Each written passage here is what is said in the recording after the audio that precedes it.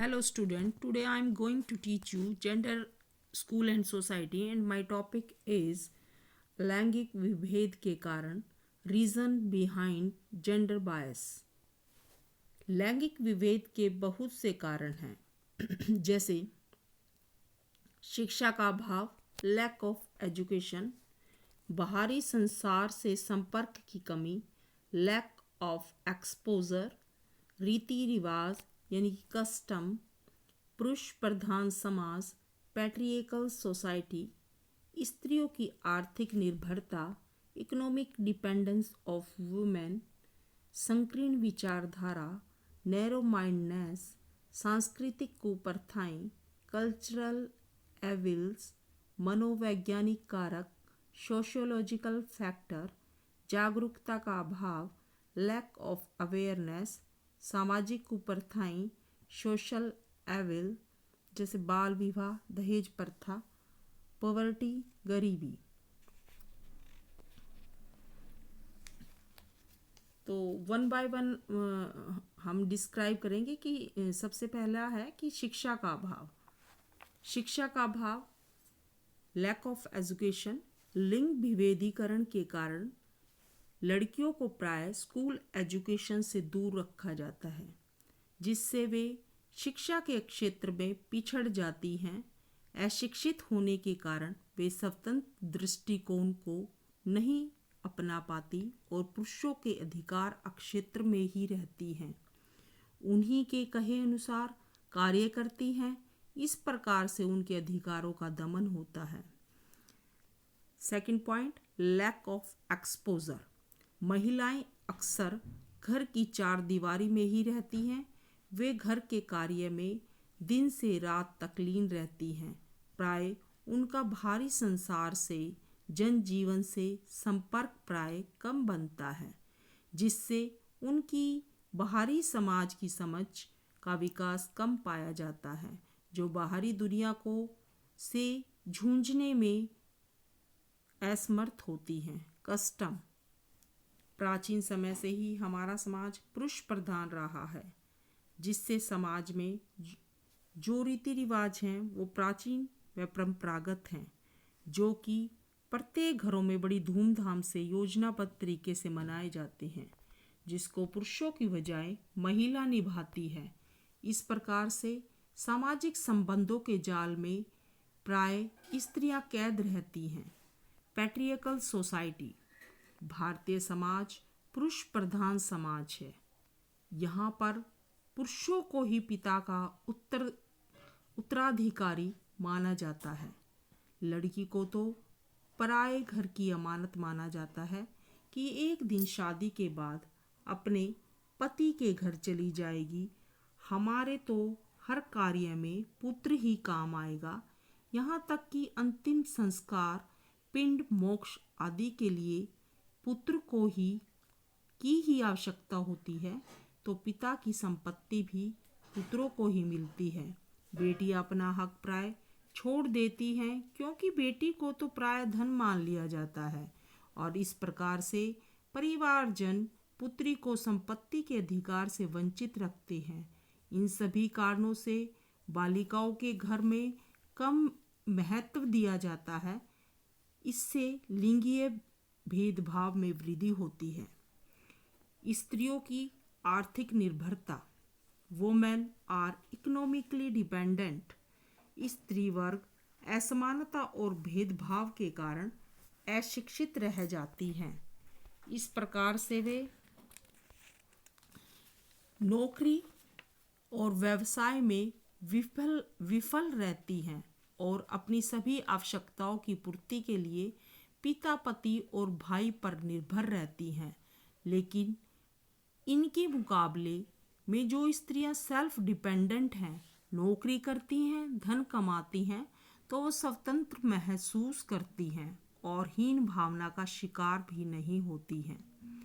Next, narrow mindness, संकीर्ण विचारधारा लड़के लड़की में भेद का कारण बनता है।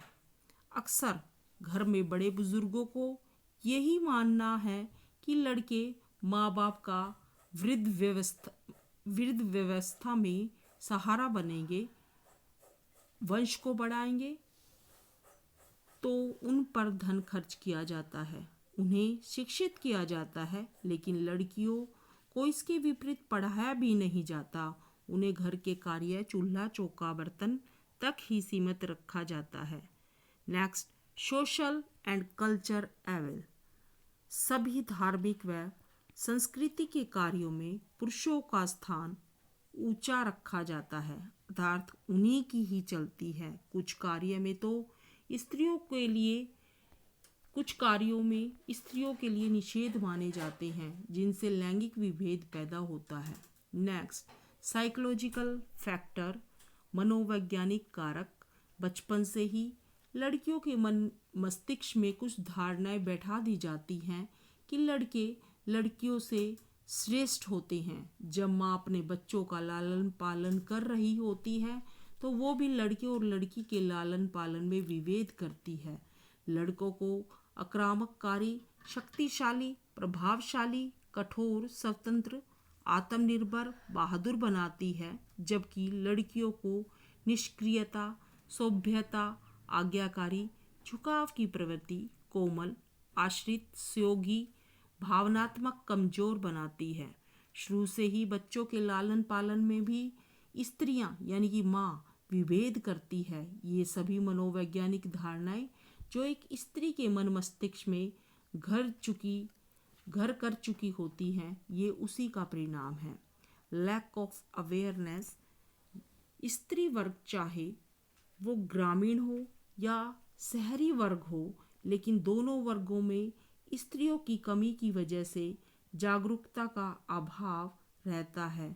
तो कुछ स्त्रियां अंधविश्वास व मिथक धारणाओं पर ही विश्वास करती हैं और इस अज्ञानता के कारण अपने बालक व बालिकाओं की शिक्षा और पोषण में भी विभेद करती हैं। Social evil. हमारे समाज में विभिन्न कुप्रथाएं, अंधविश्वास का आज भी फैलाव है, जैसे बाल विवाह, दहेज प्रथा। माताएं यही सोचती हैं कि लड़की तो प्राय धन है, इसे जल्दी से जल्दी विदा करें, इसलिए वो लड़की की कम उम्र में ही शादी करने पर जोर देती हैं। लड़की की शादी पर माँ बाप कुछ ज़रूरत की सामान भी देते हैं ताकि उनके भविष्य रूपी जीवन में ये सब काम आ सके, लेकिन लड़के वालों को ये सब कुछ कम नज़र आता है और वो दहेज लोभी वधू के साथ मारपीट व दहेज के लिए प्रताड़ित भी करते हैं और हत्या तक भी कर देते हैं। संविधान में इस बात पर कानून भी बने हुए हैं कि लेकिन फिर भी ये स्त्रियों पर अत्याचार बने रहते हैं। नेक्स्ट, पॉवर्टी, गरीबी। आर्थिक रूप से कमजोर परिवार धन के अभाव के कारण भी पालन पोषण में विभेद करते हैं और सोचते हैं गरीबी के दलदल से बाहर हमें हमारी पुत्र संतान ही निकाल सकती है, तो पुत्र का लालन पालन पर ही धन खर्च करते हैं, लड़कियों पर नहीं, क्योंकि उनके विचार में लड़कियां तो प्राय धन है, उन पर क्यों खर्च किया जाए, उन्हें तो चूल्हा चौकी तक ही सीमित रखा जाता है। तो अच्छा बच्चों, आज हमने लैंगिक विभेद के कारण यानी कि रीज़न बिहाइंड जेंडर बायसेस पढ़ा, और जो कल हमारा टॉपिक रहेगा वो जेंडर स्टीरियोटाइपिंग यानी कि यौन रूढ़ि युक्तियों पर रहेगा। तो students, please like, share, comment and subscribe to my channel. Thank you for watching my video.